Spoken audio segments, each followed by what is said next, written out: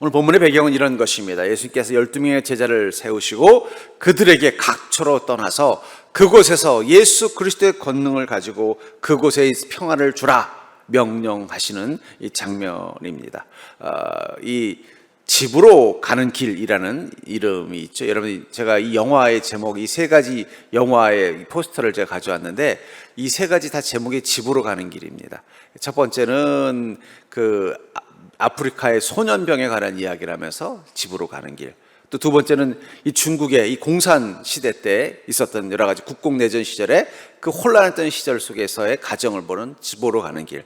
그리고 세 번째는 이 마약을 수송하는 마약범으로 몰려서 저 남미에서 고통받았던 실제로 우리 한국 여성의 그 삶을 비교 내용을 해서 집으로 가는 길. 제가 이 영화 세 편, 이 세 가지 이야기를 들으는 건 이 제목을 왜 집으로 가는 길로 했느냐 하는 것입니다. 집이라는 것은 이 세 영화에서 두 편의 영화와 한 편의 소설에서 강조하는 것은 평화의 공간이라는 거예요. 그들이 왜 이렇게 힘든가? 그들은 길 위에 있는데 그 길은 어떤 곳이라는 거예요?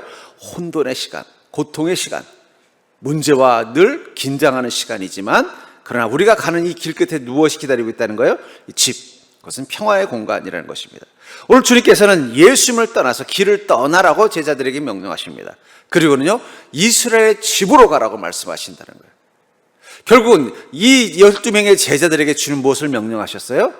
바로 이 길을 떠나서 이스라엘의 집으로 가라고 말씀하고 있다는 거예요. 그리고 그 집에 가서 무엇을 하라고 하느냐?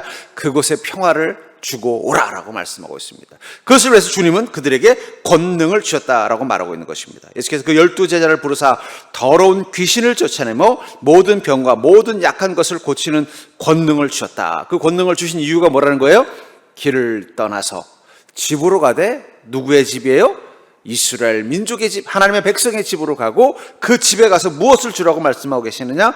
평화를 주라고 말씀하십니다. 그것을 위해서 권능을 주셨다라고 말하고 있는 것입니다. 그리스도인은 모두 예수 그리스도의 제자입니다. 그래서 예수 그리스도의 제자이기 때문에 우리 안에 누가 오셨어요? 성령님이 오신 것입니다. 사도행전 1장 8절에 보면은 오직 성령이 너에게 임하시면 너희가 권능을 받고 예루살렘과 온 유대와 사마리아와 땅 끝까지 이르러 내 증인이 되리라 하면서 주님의 증인으로 삶을 사는 우리의 삶을 위해서 주님께서 우리에게 하신 첫 번째 일이 뭐라고 말씀하시고 있어요? 성령님을 우리가 안에 보내주셨고 그 성령님을 통해서 우리가 무엇을 받았다는 거예요?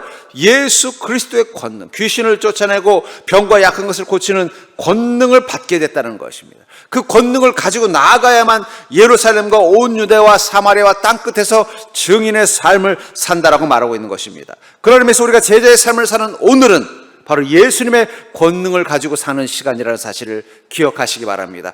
나는 성령이 아직 임하지 않은 것 같다 생각하시는 분, 그분은 남으셔서 오늘 성령 임할 때까지 철회하시기 바랍니다. 그럼 성령이 임했다는 건 무슨 증거라는 거예요? 우리가 이미 예수 그리스도의 제자가 됐다는 것이고 예수 그리스도의 제자가 되는 그 순간 우리 안에 무엇을 받았다는 거예요? 예수님의 권능을 받은 자가 됐다는 거예요. 그러니까 여러분들 다 권능을 가진 자입니다. 성령님이 여러분들 안에 권능이 되어주시는 것입니다. 그렇다면 그 권능을 가지고 우리는 어떻게 살아야 되냐는 것입니다. 예수 그리스도의 제자로서 세상을 살 때 우리가 그곳에서 경험되는 하나님의 권능, 우리를 통해서 나타나는 하나님의 권능이 무엇인지를 안다면 왜 주님은 우리 가운데 영으로 오시고 왜 주님은 우리 인생 가운데 가라고 말씀하시고 왜 주님은 우리 안에 권능을 주셨을까요? 저는 그것을 통해서 여러분들 안에 이미 임한 성령님을 통해서 여러분들에게 경험되어지는 그 권능을 그냥 가지고만 있는 것이 아니라 행하는 자의 삶을 사는 자가 되시기를 주의 이름으로 간절히 축원합니다. 그렇다면 예수 그리스도의 제자로 세상을 살아갈 때 그곳에서 경험되는 하나님의 권능은 어떤 것이 있을까요? 첫 번째는 절대로 고치는 권능을 갖는다. 그러니까 주님은 우리 안에 무슨 권능을 주셨다고요? 고치는 권능을 주셨다는 사실을 기억하시기 바랍니다. 8절에 보니까 병든 자를 고치며 죽은 자를 살리며 나병한 자를 깨끗하게 하며 귀신을 쫓아내되, 주님께서 뭐라고 말씀하시고 있어요? 너희는 나의 권능을 받았기 때문에 병든 자를 고치고 죽은 자를 살리고 나병한 자를 깨끗하게 하며 귀신을 쫓아내게 만든다는 것입니다. 그리고 뭐라고 말씀하고 있습니까? 너희가 거저 받았으니 거저 주라. 주님은 우리에게 이미 권능을 주셨고 그것을 어떻게 하는 거예요? 받은 만큼 주라고 말하는 것입니다. 여러분, 우리 그리스도인이 이 땅 가운데 사는 것은 이미 주님으로부터 거저받은 그 권능, 그것을 누군가에게 행하며 사는 자가 되도록 만들어 주셨다라는 거예요. 제가 우리 지난주에 무슨 얘기했어요? 우리에게 하나님께서 주실 때 두 가지 권능을 주셨다고 그랬죠. 뭐예요? 쓰는 권능과 또 주는 권능이 있다고 말씀드렸어요. 오늘 주는 권능을 얘기하는 거예요. 주님은 우리에게 주님의 권능, 그것을 통해서 우리 인생의 병을, 문제를 고치는 능력을 경험하게 할 뿐만 아니라 고치는 삶을 살도록 만들어준다는 거예요. 한동안 이 백종원 씨가 엄청난 신드롬을 일으켰습니다. 요즘은 또 욕을 먹고 계시더라고요. 근데 어떤 신드롬의 원인이 뭔가 봤더니 그 사람을 향해 사람들이 열광했던 것은 그가 고쳐주는 자였기 때문이에요. 영세한 식당을 고쳐줘서 어떻게 돼요? 잘 되는 식당으로 만들어주고, 맛없는 음식을 고쳐서 맛있는 음식을 만들고, 망해가는 시골 장터를 고쳐서 사람들이 오는 시골로 고쳐주는 능력이 있었기 때문에 사람들이 열광한 거예요.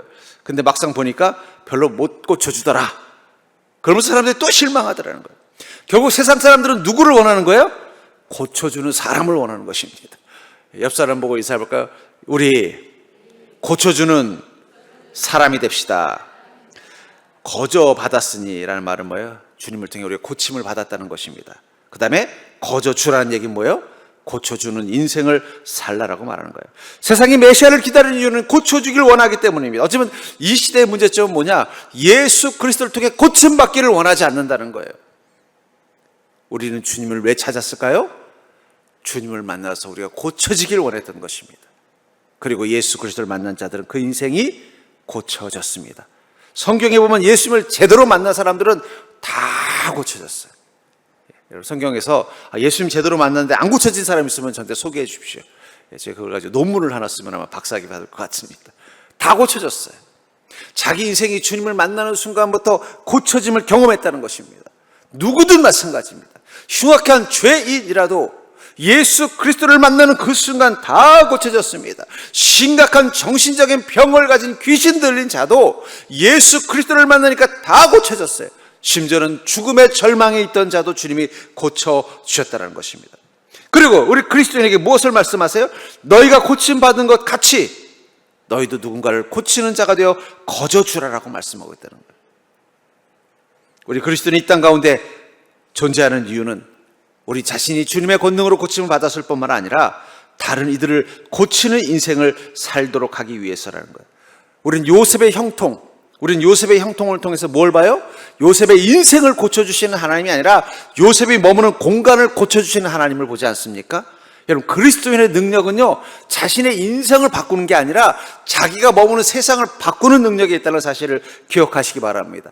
요셉은 자기 인생에만 형통을 누렸다면 어떻게 됐을까요? 이거 보니까 요셉이라는 종이 보디발 장군 집에 왔는데, 요셉이 농사를 지면 곡식이 잘 되고, 요셉이 뭘 하나 일을 하면 일이 잘 되고, 요셉은 그 속에서도 어려운 일도 안 겪고 잘 피해 다니고, 그러면 요셉만 복을 받았을 거예요.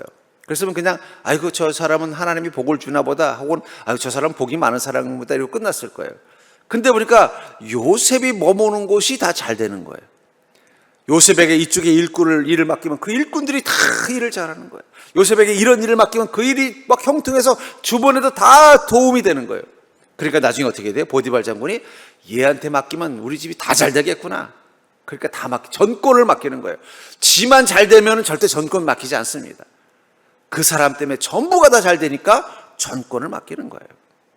그리스도인의 형통은요, 내가 잘 되는 게 아니에요. 우리가 잘 되는 것입니다. 저 옆 사람 볼까요? 당신 때문에 우리가 잘 되고 있습니다. 그러니까 여러분, 제대로 된 그리스도인은요, 자기가 잘 되는 게 아니라 우리가 잘 되는 사람이에요. 그 사람이 교회 섬기면 교회가 잘 돼야 돼요. 그 사람만 잘 되면 그 교회 제대로 섬겨. 나 예수 섬겼더니 복 받았어. 그걸로 만족한다면 그건 잘 되는 게 아니야. 내가 예수 섬겼더니 그냥 우리 교회가 더 잘 됐어. 이래야 그게 복 받는 거예요. 우리가 공동체를 형통하게 만드는 거예요. 그러니까 우리 먼저 내 인생이라는 공간부터 어떻게 되겠어요? 고치셔야 돼요. 그러니까 여러분들의 땅. 예수님께서는 왜 12 제자들에게 요로요로 이스라엘 집에 이 5절에 보니까 이방인의 길로도 가지 말고 사마리아인의 골로에도 들어가지 말고 오히려 이스라엘 집에 잃어버린 양에게로 가라고 하셨을까요? 예수님께서 갑자기 이스라엘 사람들, 유대인들만 사랑하셔서 그랬을까요? 예수님이 세운 사람들이 누구예요? 유대인들 12 제자들이잖아요. 그들이 먼저 예수님을 먼저 알게 된 이 이스라엘 민족들부터 고침받은 그들 중에 바울이 나오고, 고침받은 그들 중에 바나바가 나오고, 고침받은 그들 중에 누가가 나와서, 디모데가 나와서 그들이 또 어떻게 해요? 이방인들과 사마리안과 또 모든 고을에 고치는 자로 나아가게 하시기 위해서 먼저 이스라엘의 집을 고치라고 말하는 것입니다. 하나님은 여러분들에게 고치러 나가라고 할 때 다른 데로 가라고 하지 않아요. 너의 인생의 집으로 가라고 한다는 거예요. 너의 가정을 고치고 너의 직장을 고치고 너가 사는 세상을 고치라고 말합니다. 근데 여러분들 누가 고칠까요? 저희 집에도 이 고장난 물건들이 가끔 있어요. 저는 보기보다는 그래도 손재주가 좀 있는 편입니다. 근데 그게 막 몇 년씩 그대로 있을 때가 있어요. 왜 그럴까요? 고칠 수는 있는데 자꾸 내 마음에 뭐가 드는 거예요? 아이고 바쁜데 내가 이거 고칠 시간이 어딨어. 설교 준비도 해야 되고 그냥 다음에 하다 보면요 그 다음이 한 달이 되기도 하고 두 달이 되기도 하고 1년이 됐는데도 안 고치는 것도 있어요. 뭐 사는데 지장 없으니까 그냥 놔두는 거예요. 그러다가 어느 순간 야 이거 이러면 안 되겠다, 고쳐야겠다고 마음 먹으면 어떻게 돼요? 뭐 한 시간이면 고쳐져요. 그 한 시간이면 고쳐질 걸 갖다가 마음을 먹지 않으니까 어떻게 돼요? 1년이 돼도 2년이 돼도 고장난 그대로 있더라고요. 여러분, 하나님께서 여러분들에게 권능을 주신 것은 고치라고 권능을 주신 것입니다. 여러분들의 인생뿐만 아니라 여러분들의 가정, 여러분들의 일터, 여러분들의 삶의 사람들을 고칠 수 있도록 다 능력을 주셨어요. 근데 중요한 건 우리가 어떤 마음을 가지고 있어요? 아이고 내 인생 살기도 바빠 죽겠는데 뭘 고쳐요 하면서 자꾸 미루다 보면 어떻게 돼요? 한 시간이면 고칠 수 있는 걸 1년 동안 못 고치는 거랑 똑같은 결과가 나온다는 거예요. 이제 여러분들이 고치겠다는 마음을 갖는 자가 되기를 주님 축복합니다. 하나님은 거저 받았으니 거저 주라. 네가 나를 통해 고침 받았으니 너도 누군가에게 고치는 자로 가라고 말씀하고 있다는 것입니다. 그리고 먼저 내 인생이라는 공간을 어떻게 하라는 거예요? 먼저 스스로 고치게 하시게 하는 것. 그게 바로 믿음으로 사는 것입니다. 여러분들, 우리가 말씀과 믿음 가운데 살 때 나타나는 첫 번째 현상이 뭐예요? 바로 우리가 고침을 받는 것입니다. 우리가 말씀을 사모하고 믿음 가운데 살아갈 때 우리 안에 나타나는 가장 큰 변화는 뭐예요? 우리가 고침을 받는다는 거예요. 하나님이 보실 만한 복된 자로 변화되는 삶을 경험하는 것입니다. 전 여러분들의 마음 가운데 두 가지를 회복했으면 좋겠어요. 첫째는 예수 그리스도의 권능이 모든 것을 고칠 수 있다는 믿음입니다. 두 번째 믿음은요, 나도 믿음 가지고 살면 고쳐질 수 있다는 마음이에요. 이 두 가지 마음을 가진 사람은요 반드시 고칠 수 있습니다. 믿으시기 바랍니다. 제가 탁구를 좋아한다고 말씀드렸잖아요. 탁구 중에 가장 힘든 기술이 뭐냐면 백핸드 플립이라는 기술입니다. 이게 여러분들 뭔지 모를 거예요. 이게 뭐냐면 테이블에 바싹 붙어가지고 짧게 오는 공을 드라이브로 넘기는 게 있습니다. 이거를 저 미국의 장지커라는 선수가 너무 잘하는데 그걸 보니까 너무 멋있더라고요. 그래서 저도 저걸 해보고 싶은 마음이 생긴 거예요. 근데 뭐 제가 무슨 선수도 아니고 코치도 없고. 근데 마침 그때 코로나가 딱 터졌잖아요. 제가 코로나 때 한 게 뭐냐, 교회를 지키리라. 그래서 제가 3년 동안 교회를 떠나본 적이 없습니다. 교회에서 뭐 하겠어요? 어차피 코로나 때 예배도 못 드리죠. 성도도 못 오죠. 에라, 이럴 때 탁구나 연습하자. 그리고 유튜브 놓고 그 장지코 선수가 하는 백핸드 플립을 혼자 보고서 열심히 흉내를 냈어요. 잘 될까요? 안 될까요? 당연히 안 되죠. 그거는 세계적인 선수나 할 수 있는 최고급 난이도 기술인데 제가 무슨 선수 출신도 아니고 뭐 어설프게 영상 봤는데, 근데 놀라운 건 제가 계속 포기하지 않고 3년 했더니 나중에 되더라고요. 제가 코치가 있어서 한 것도 아니고 그냥 유튜브 영상 뭐 어차피 할 일이 없잖아요. 할 일이, 목사가 설교를 해야 되는데 뭐 설교할 예배 자리도 주일밖에 없어졌죠. 영상밖에 없죠. 또 교회도 내가 교회를 이럴수록 또 안 만난다. 제가 그때는 진짜 사람도 안 만나고 가족들도 안 만났습니다. 제가 코로나 걸리면 또 괜히 언론에서도 목사가 코로나 걸렸는데 어쩌려면서 난리가 나고 뭐 교회를 폐쇄해야 되니 어쩌려 난리가 날까봐. 그러니까 교회만 하루 종일 있으니까 뭐 할 일이 뭐가 있겠어요. 그래서 그냥 탁구장에 가서 아무것도 할 게 없잖아요. 그냥 그렇다고 뭐 코로나 기간에 누구랑 탁구를 치겠습니까? 뭘 하겠습니까? 혼자서 그냥 보면서 똑같이 흉내를 냈더니 포기하지 않았더니 되더라고요. 그래서 제가 그거를 우리 목사님들하고 할 때 한번 써먹었어요. 그랬더니 다른 목사님들이 깜짝 놀라더라고요. 고수라고. 그것만 배웠는데 고수라고 그러더라고요. 여러분들, 고칠 수 있다는 믿음 가지고 계속 믿음과 말씀으로 살아가면요, 안 고쳐질 줄 알았던 게 고쳐지는 거예요. 여러분들이 생각한 것보다 성령님의 은혜는 큽니다. 여러분들이 생각한 것보다 하나님께서 여러분들에게 주신 권능은 더 큽니다. 제자들도 처음에는 이걸 못 몰랐어요. 그래 가서 귀신 쫓다가 귀신한테 두들겨 맞기도 오고 아무 역사도 못했어요. 근데 예수 그리스도께서 부활하셔서 떠나시고 자기가 혼자서 이 일을 감당해내자 그때부터 뭘 봤어요? 정말 하나님이 나에게 주신 고치는 능력이 있구나, 고치는 권능이 있구나. 자기 인생도 고치고 사람들도 고치고 세상을 고쳐나가는 위대한 삶을 살기 시작했다는 것입니다. 그것을 위해서 우리에게 필요한 믿음이 있다는 거예요. 믿음과 말씀으로 살면 고칠 수 있다는 거예요. 그 마음 가지고 어떻게 해요? 계속 믿음과 말씀으로 계속 실패하더라도, 내가 어떻게 하라는 마음이 들더라도 계속, 어차피 인생 한 번 사는 건데 이거 고치고 내가 죽겠다. 주님, 나는 이 문제 이거 해결해 주십시오. 이것 때문에 내 인생 괴롭습니다. 그러면요, 어차피 인생 한 번 사는 건데 내가 죽을 때 이거는 고쳐놓고 죽겠다, 이런 마음 가지고 계속 도전하면 어떻게 돼요? 그걸 해결해낼 수 있다는 것입니다. 우리는 그 고치는 권능을 가진 자라는 사실을 믿으시기 바랍니다. 여러분들 자신만이 아니라 여러분들이 속한 세상도 고칠 수 있는 능력을 가지고 있다는 믿음을 가지세요. 내가 우리 가정 변화시킬 수 있다는 믿음 가지고 계속 하세요. 여러분, 변화는요, 바뀌지 않은 시간에 비례하는 것입니다. 우리 가정의 문제가 10년 됐으면 변화는 얼마나 걸릴까요? 10년 걸린다고 생각하셔야 돼요. 10년 동안 문제가 됐는데 한두 번 기도하고 바뀌기를 원한다면 그건 너무 욕심이 많은 거예요. 뭐든지 변화는 문제가 일어난 기간에 비례한다고 생각하시면 돼요. 내 인생의 문제가 30년 된 거면 30년 걸린다고 생각하시고 30년을 투자하셔야 돼요. 여러분들의 일터 변할 수 있다는 마음 가지고. 이 사업을 하다가 실패한 사람하고 성공한 사람에 대한 이 기사를 보면요, 차이점이 뭔지 아세요? 실패한 사람은 실패했다고 포기합니다. 근데 성공한 사람은 실패했어도 포기하지 않더라고요. 그럼 어느 순간 어떻게 돼요? 그 실패가 쌓여서 성공의 디딤돌이 되고 그것을 통해서 자신이 원하던 그런 일들을 성취해내더라고요. 결국은 긴 시간 포기하지 않고 그것을 믿고 나가는 게 중요하다면 여러분들 안에 필요한 건 내게 고치는 능력이 있다는 믿음을 갖는 것입니다. 두 번째로, 예수 그리스도의 제자로 세상을 살아갈 때 그것을 경험된 하나님의 권능은 바로 공급받는 권능입니다. 공급받는 권능. 9절부터 10절에 보니까 너희 전대에 은이나 금이나 은이나 동을 가지지 말고 여행을 위하여 배낭이나 두벌 옷이나 시나 지팡이를 가지지 말라. 이는 일꾼이 자기 먹을 것을 받는 것이 마땅함이니라. 예수님께서 12제자를 보내시면서 뭐라고 말해요? 은이나 금이나 동도 가지지 말고 배낭도 두벌이나 옷이나 많이 가져가지 말고 신이나 지팡이도 가져가지 말고 그냥 가라는 거예요.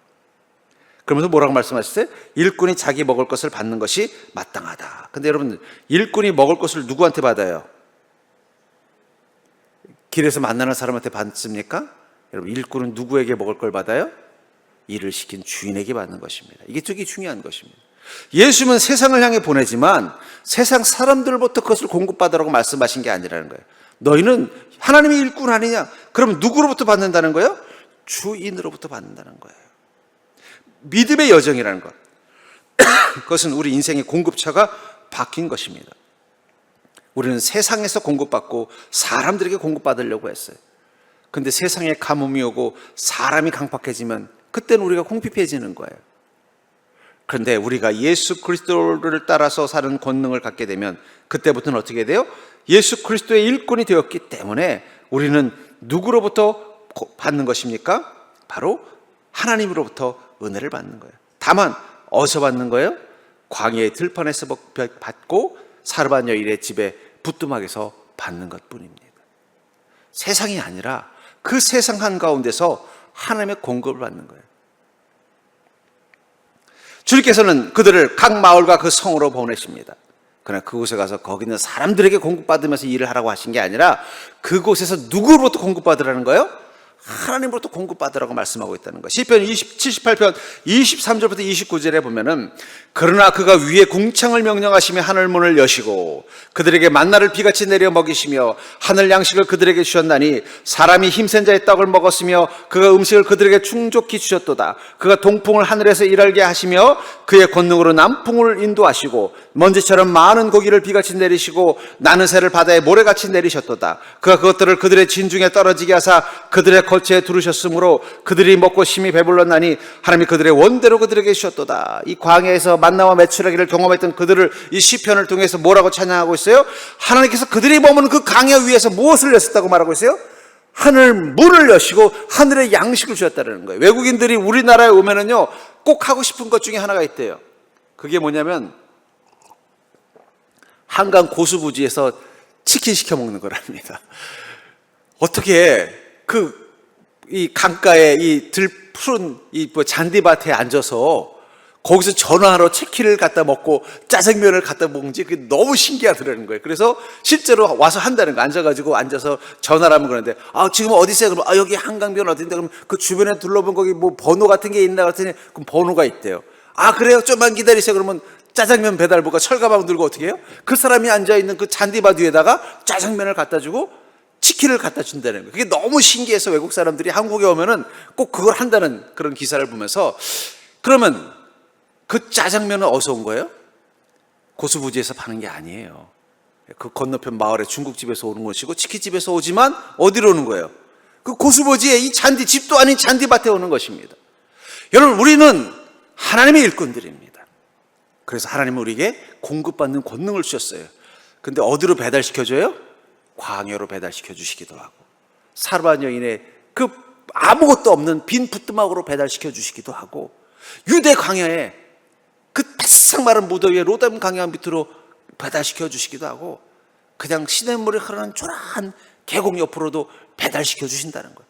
중요한 건 우리가 공급받는 권능을 가지고 그곳에 머물면 그 순간 어떤 일이 한다는 거예요?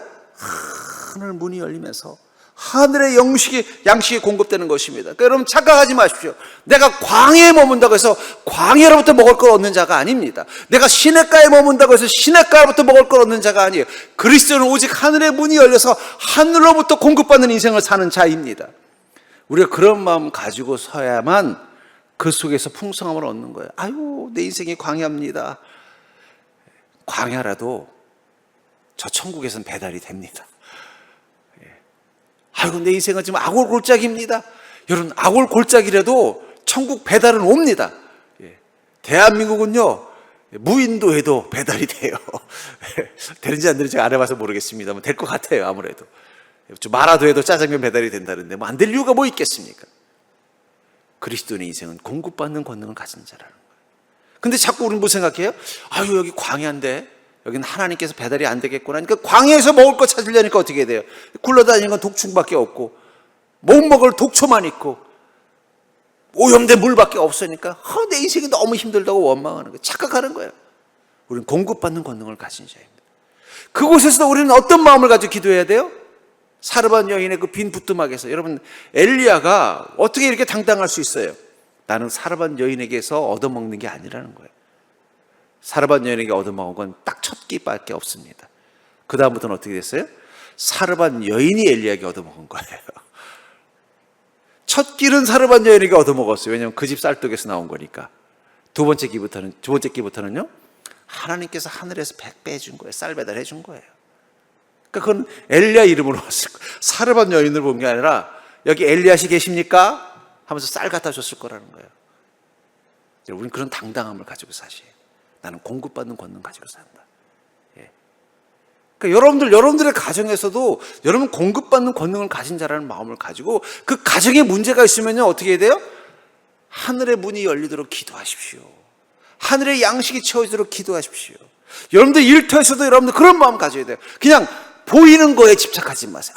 여긴 광야야. 여긴 너무 힘들어. 여러분들 하나님의 사람들은요 정말 척박하고 힘든 곳에서도 무엇을 경험해요? 천국 짜장면 경험하는 거예요. 야곱이 보십시오.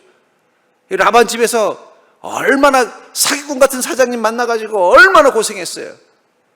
자기 딸 준다고 속여가지고 그냥 무임금 문어노으로 그냥 7년을 하더니 결혼할 줄 알았더니 또 자기 결혼 못한 큰딸까지 그냥 덤태기로 씌워놓고는 원 플러스 해놓고는 7년 더 하라고 그러잖아요. 14년을 공짜로 일하게 만들어요. 이래서 못 살겠다. 나 가락했다 그랬더니 그럼 그때 가서 계약하자고. 그제서야 계약서 내밀고는 그 계약서 조건도 뭐예요? 아주 열악한 조건을 만들어 줬는데도 어떻게 됐어요? 야곱이 키우는 대로 그냥 채워지잖아요. 처음엔 너무 놀라서 라반이 얘가 우리 양을 훔쳐가나? 하늘에서부터 공급받는 것입니다. 우리 안에 그 공급받는 권능을 가졌다라는 이 사실을 자꾸 잊어버리니까 광야가 오면은요, 가뭄이 오면은요, 자꾸 그냥 그 광야에서 뭘 먹을 걸 찾으려니까 원망하고 원성하는 거예요. 이제 눈을 들어서 여러분들의 위에 열려 있는 하늘의 문을 보는 자가 되기를 주의 이름 축복합니다. 그럼 저쪽에서 천사가 달려오면서 그럴 거예요. 짜장면 시키신 분! 그럼 여기요! 라고 손만 흔들면 되는 거예요. 손 안 흔들면 갈 수도 있으니까. 기도의 손을 여깁니다, 주니까. 여러분 오늘부터 기도할 때, 여러분들의 삶에 부족한 것을 위해서 기도할 때 어떤 마음으로? 하늘의 문이 열리고 천사들이 공급해주는 그 배달을 받을 수 있도록 제가 여기요라고 손을 흔드는 마음 가지고 기도하는 자가 되기를 주의 이름 축복합니다. 그러니까 자꾸 환경 보고 기죽지 마세요. 우리는 어차피 공급받는 권능을 가진 자입니다. 그러면 어떻게 되겠어요?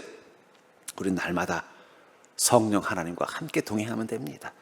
솔직히 말하면 하나님께서 우리 주시려고 공급하시겠어요? 누구 주시려고 하는 거예요? 우리 안에 계신 성령님 주시려고 공급하시는 거죠.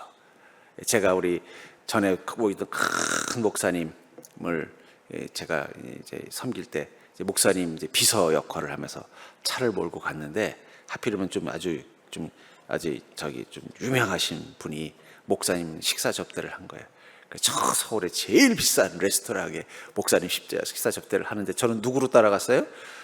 기사로 따라갔는데 그래도 부목사인데 그분이 기사라도 저를 나가서 짜장면 먹고 오라고 하실 수는 없잖아요.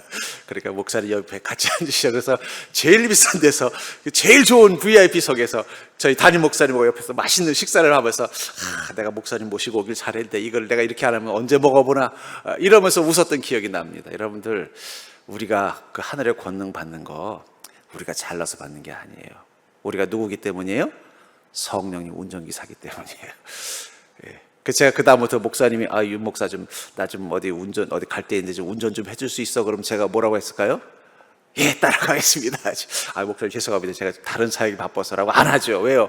목사님 따라다니면 보니까 굳이 내 돈 내지 않고도 좋은 음식을 많이 먹겠더라고요. 그래서 좋은데 손해볼 필요 없는데 열심히 목사님이 운전해달라고 그러면 막 달려가면서 운전했습니다. 여러분들 우리가 이 공급받는 권능은 우리 때문에 받는 게 아니에요. 우리가 누구기 때문이에요? 우리는 성령님의 운전기사이기 때문입니다. 여러분 운전기사는 어디로 갈까요? 택시기사가 어디로 가요? 그 택시에 타신 분이 어디 평택 가자 그러면 평택 가는 거고 청주 가자 그러면 청주 가는 거예요. 우리는 그걸 순종이라고 합니다. 성령의 인도하심이라고 하는 거예요. 우리는 성령의 운전기사라는 마음을 가지고 한번 살아보세요. 이미 여러분들 안에 와 계신 성령님께서 아무개야 성도요 너 오늘 뭐 하니? 왜요 성령님? 나 오늘 이런 일을 하는데 네가 좀 운전 좀 해주면 안 되겠니? 그러면 어떻게 해요? 예 하겠습니다 하면 그때부터 뭘 경험하는 거예요? 그 성령님이 머무시는 곳에 당연히 성령님이 거기 계신데 천사들이 어떻게 가만히 있을 수 있겠습니까? 하늘의 권능 가지고 와서 성령을 보필하죠. 보필하면 옆에서 얻어먹는 콩고물이 바로 우리가 인생 가운데 경험하는 권능이라는 거예요. 그러니까 절대로 이제부터 날마다 성령님의 운전기사로 살겠습니다. 이 마음 가지고 사시는 게 순종이에요. 여러분 순종 스트레스 받을 필요 없어요. 성령님의 운전기사로 살면 성령님이 맛있는 거 드시면 나도 맛있는 거 얻어먹는 거고 성령님이 하늘의 권능으로 행하면 나도 그 옆에 있다 그 권능의 은혜를 누리는 것입니다. 전 여러분들이 그 공급받는 권능을 가진 인생이라는 걸 깨닫고 날마다 성령님을 모시고 함께 동행하는 인생 되기를 주의 이름 축복합니다. 세 번째로 예수 그리스도의 제자로 세상을 살아갈 때 그곳에서 경험되는 하나님의 권능은 평안을 세우는 권능이라는 거예요. 여러분들 우리에게는 평안을 세우는 권능을 받았음을 기억하시기 바랍니다. 11절부터 13절에 보니까 어떤 성이나 마을에 들어가든지 그 중에 합당한 자를 찾아내어 너희가 떠나기까지 거기서 머물라. 또 그 집에 들어가면서 평안하기를 빌라. 그 집이 이에 합당하면 너희 빈 평안이 거기 임할 것이요 만일 합당하지 않으면 그 평안이 너에게 돌아올 것이니라. 너희 빈 평안이 거기 임할 것이다. 여러분 주님이 말씀하신 평안은 단순히 육적인 평안만을 말하는 것이 아닙니다. 육적인 평안이라는 것은 우리 몸이 건강해지고 우리 삶이 형통하는 것입니다.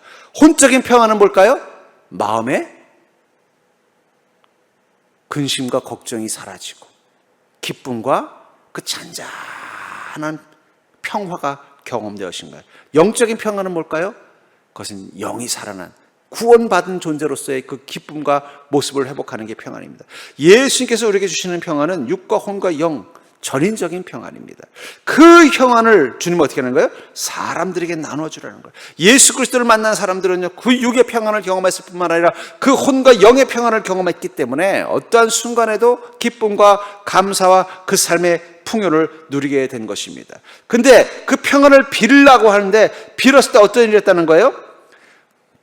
그 집에 들어가서 평안하길 빌라. 그 집이 이에 합당하면 너희 빈 평안이 거기에 임할 것이요 만일 평안하지 아니하면 그 평안이 너에게 돌아올 것이다. 왜 합당하지 않다는 얘기는 뭐예요? 평안하라고 했더니 무슨 평안이요? 난 그런 거 관심 없어. 그러면 뭐라는 거예요? 거기는 평안을 빌 필요가 없다는 거예요. 그 평안은 너에게 온다는 것입니다. 여기에 이에 합당하다는 것은 결국은 중요하게 여기는 거예요. 여러분들, 저는 이 시대가 왜 걱정이 되느냐? 사람들이 평화를 중요하게 여기지 않는다는 거예요. 평화보다 다른 걸 더 중요하게 여깁니다. 풍요를 더 중요하게 여기면 전쟁이 납니다. 왜냐하면 풍요라는 건 내가 잘해서도 생기지만 남의 걸 뺏어서야 생기는 거예요. 역사 속에서 모든 전쟁은요, 풍요를 목적으로 싸우는 것입니다. 왜냐하면 내가 수고해서 거둬들인 거 가지고는 우리를 만족시킬 수 없기 때문에. 그럼 어떻게? 제일 쉬운 게 뭐예요? 남의 걸 빼앗으면 되는 거예요. 모든 전쟁의 근원은요, 남의 풍요를 빼앗아서 내 풍요를 지키려고 하는 욕망이 만들어내는 게 전쟁입니다. 그런데 그 풍요가 더 중요해지면요, 자꾸 어떻게 돼요? 내가 부족하다는 것 때문에 자꾸 남의 것을 빼앗고 싶은 마음이 생기는 거예요. 그게 국가와 국가가 되면 전쟁이 되는 거고요. 집단과 집단이 되면 뭐가 되는 거예요? 집단의 이기심이 되는 거고, 개인과 개인이 되면 시기와 탐욕이 되는 거예요. 풍요가 평화보다 더 중요해지면요, 세상은 다툼이 멈추지 않습니다. 저는 우리 시대가 왜 위험하냐? 사람들은 평화보다 풍요를 더 중요하게 여깁니다. 근데 언제 평화를 더 중요하게 여기느냐? 그 평화가 깨져봐야 돼. 6.25 전쟁을 겪고 1, 2차 세계대전을 겪고 나면 아이고 풍요롭지 않아도 좋아. 가서 보리밥만 먹어도 좋으니까 좀 싸움 좀 안 했으면 좋겠어. 이래야만 평화가 오는 거예요. 그러니까 평화는 언제 오느냐? 서로 싸우다 지쳐가지고, 결국은 우크라이나랑 러시아가 싸우는 것도 똑같은 이유예요. 풍요 때문이에요. 러시아는 보니까 저 우크라이나의 저 크림반도 땅을 뺏어야 우리가 잘 살 것 같고, 우크라이나는요, 이거 뺏기면 못 살 것 같으니까 막 죽자 사자 싸우니까 어떻게 돼요? 전쟁이 끊어지지 않아요. 언제 끊어지느냐? 아이고 이제 지겹다. 너 가져라. 나 그냥 평화로웠으면 좋겠다. 그래야 그 다음에 싸움이 멈추는 거예요. 인간과 인간의 시기와 질투도 언제 없어지느냐? 그래, 그거보다는 서로 사랑하고 서로 이해하고 서로 용서하고 서로 양보하며 사는 게 더 좋은 것 같아. 내가 좀 못 살아도 괜찮아. 그래야 평화가 오는 거예요. 형제끼리도 언제 싸우는지 아세요? 아빠가 동생 더 좋은 거 사줬잖아. 이러면 싸움 나는 거예요. 엄마는 맨날 언니만 새 옷 사주잖아. 이러면 맨날 싸움하는 거예요. 근데 언제 평화가 와요? 새 옷 안 줘도 좋으니까 언니가 안 아팠으면 좋겠다. 그런 평화가 오는 거예요. 평화의 가치를 잃어버리면 평화는 오지 않습니다. 저는 그러면서 여기 보면 합당하지 않은 자라는 건 뭐예요? 평안에 대한 관심이 없는 거예요. 저는 우리 시대의 위험한 건 바로 그 평안의 가치를 잃어버렸기 때문입니다. 평안의 가치를 잃어버리면 더 풍요에 집착하게 돼 있는 거예요. 근데 뭐라고 말씀하고 있어요? 우리 그리스도인은요, 그 평안이 너에게 돌아올 것이니라. 결국 주님이 보낸 그 제자들은 어떤 사람이라는 거예요? 평화의 가치를 아는 거예요. 주는 평화, 막힌 담을 모두 하셨네. 이 말이 얼마나 큰 감동이 되는 사람에게만 주님의 평화가 너무 갈급한 겁니다.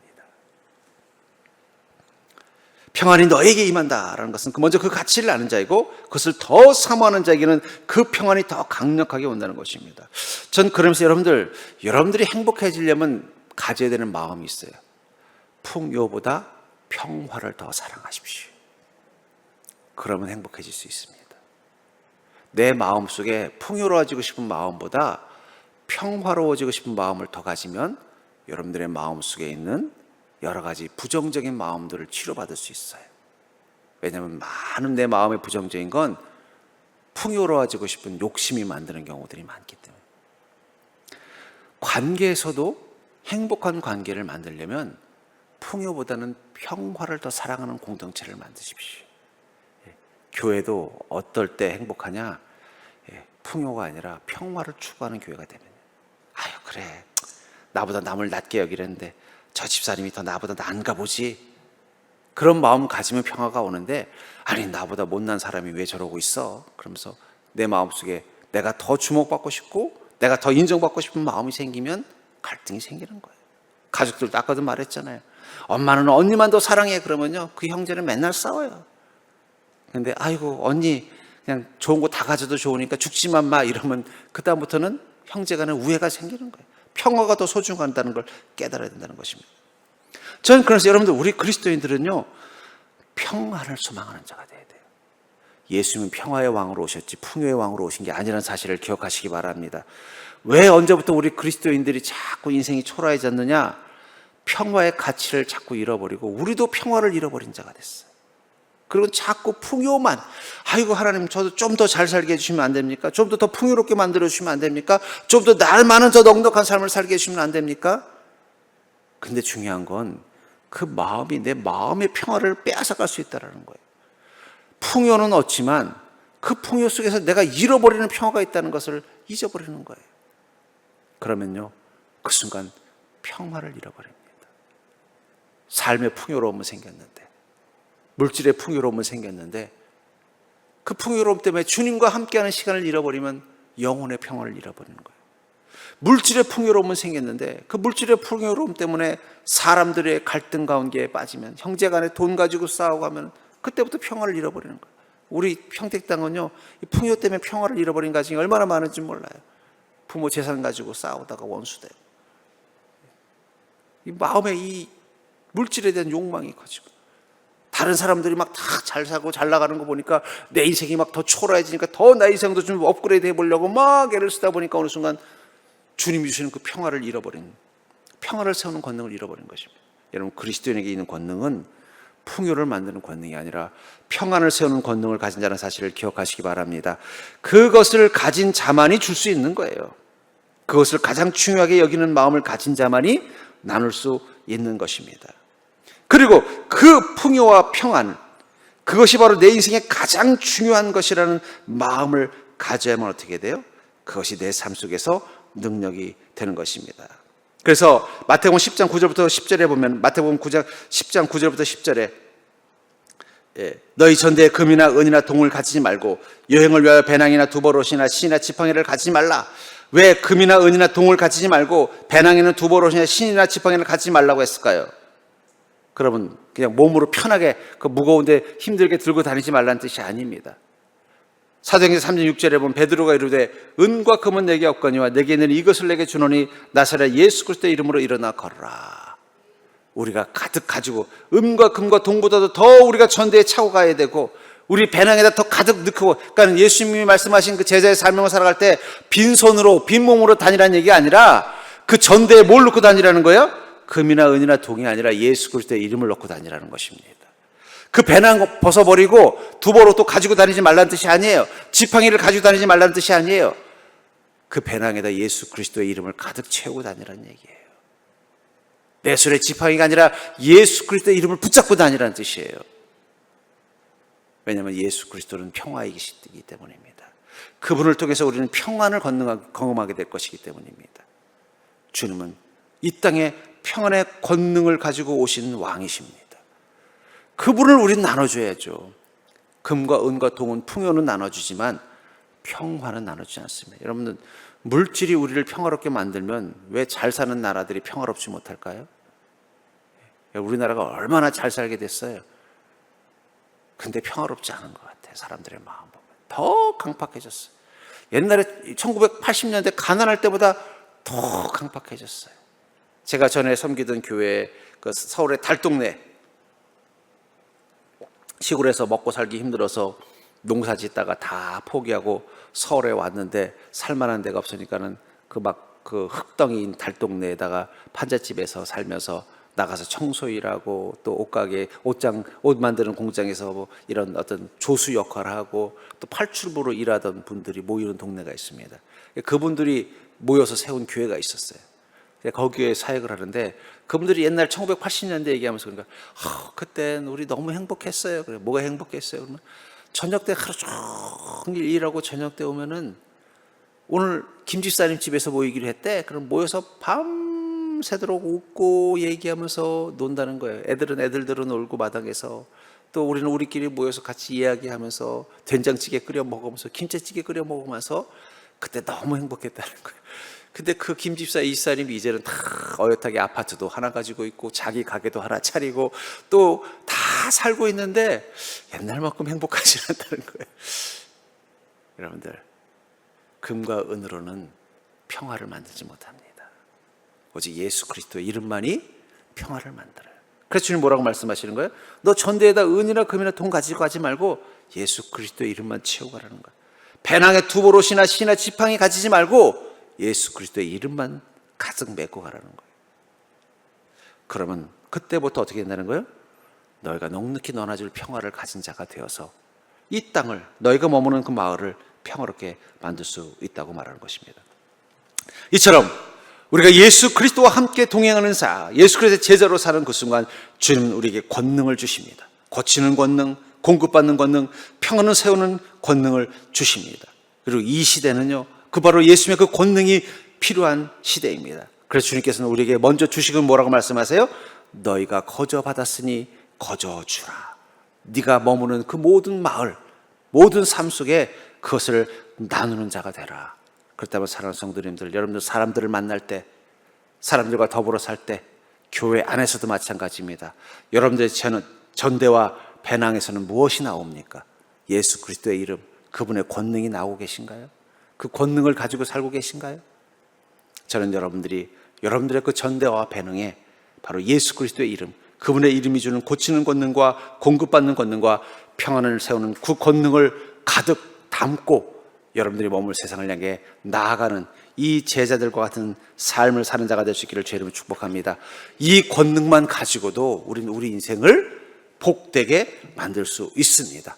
전 여러분들이 그것을 여러분들의 삶과 마음의 전대와 배능에 가득 채우고 나가는 자가 되기를 주의 이름으로 축복합니다.